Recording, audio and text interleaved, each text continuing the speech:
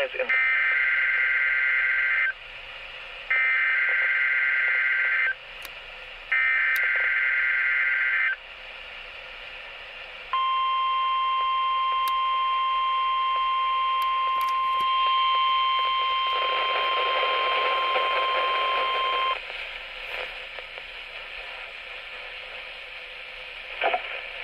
The National Weather Service in Chanhassen, Minnesota has just activated the warning alarm on 13 weather radio stations across central and southern Minnesota and west central Wisconsin.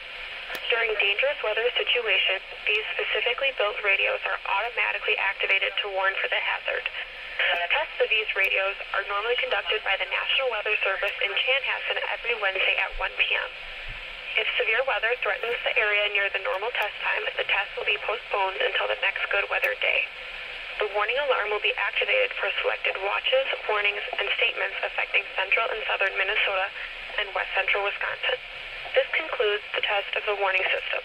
We now return to normal program.